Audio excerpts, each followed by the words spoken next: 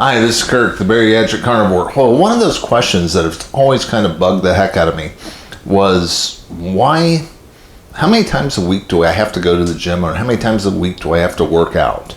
And the one thing that seemed to stand out was, well, you got to do it more than once.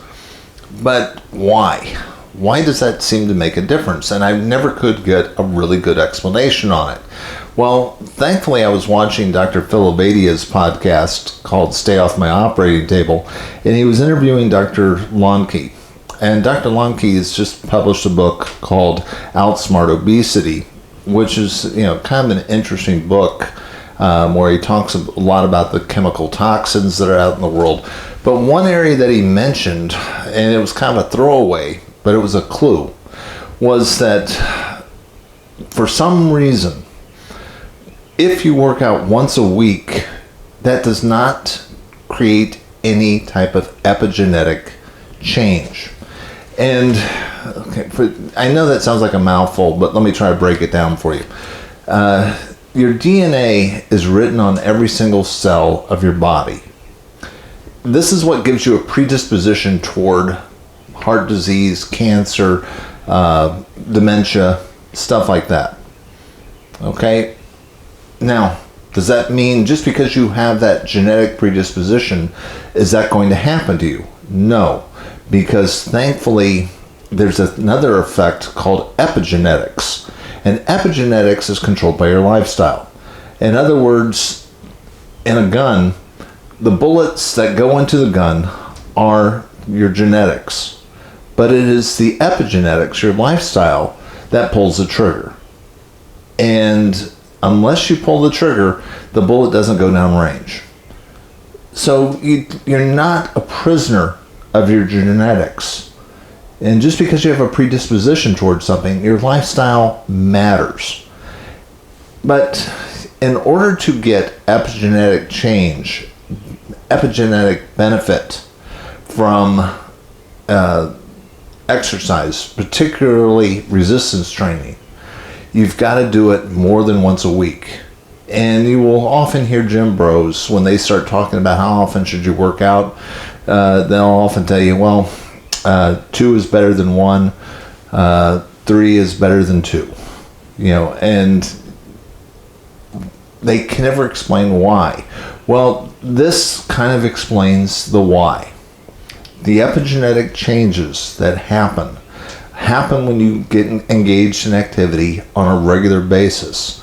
So 3 to 5 times a week of doing some sort of physical activity seems to be the sweet spot where it really does make a difference. This is what's going to create the epigenetic changes, the positive changes that you want to see. This is what's going to create muscle growth. This is what's going to prevent dementia. This is what's going to prevent sarcopenia. So you need to engage in physical activity more than once a week. Be it 2, 3, 4, 5 times a week. Yeah, you've also got to build in some rest time too. But for me, the sweet spot seems to be about 3 times a week, where I am doing some sort of resistance training at least 3 times a week. That does not mean that I'm not active during the rest of the week. But 3 times a week, I will engage in purposeful physical resistance training, and I use bands. So I can do it at home, and it's relatively time efficient. And that was kind of a major thing that I figured out this week, was because of the epigenetics. And then I ran into some other stuff later on in the week too that turned out to be really important. It turns out that single set training gets you about 90% of the results as doing multiple sets. Now, when I was in high school, when I first started lifting weights, they always told us that you had to do 3 sets. So if you're doing bench press, you do 3 of them, and you do 10, and then you do 8, and then you do 6. And that's what you had to do in order to get stronger. And what they're finding out is, no, look, a single set of a exercise pushed pretty darn close to failure is really adequate. That gets you 90% of the results. This is not going to get you to become Mr. Olympia doing single sets, but it will certainly be enough to build and maintain muscle to prevent sarcopenia, which means something very important. I mean, if time is really valuable to you and you are not exercising because you just say, I don't have time to do this, I do not have time to spend an hour in the gym 3 times a week, great news. I mean, you can actually do this at a relatively easy 45 minutes a week and get 90% of the results as the gym bros are getting. What this means is, like with me, I use resistance bands so I can do them at home. And I will do a single set of pressing motions, like a bench press type motion, utilizing the resistance bands. And I use an interval timer, so I will push as hard as I can, get it close to failure within a minute, take 30 seconds off, and then do a pulling motion. And I keep alternating between pushing and pulling motions for a minute, and I do the resistance enough that I get very close to where I can't really do 1 or 2 more. I'm really close to being gassed after a minute. And by doing this, I can get my resistance workouts done in 15 minutes or so, which means 45 minutes a week gets me about 90% of the results that I would get if I went to the gym and did the 3 different sets of all those different exercises. And, taking an hour in the gym each time, plus the amount of time it takes me to get to the gym and to back and all that other stuff.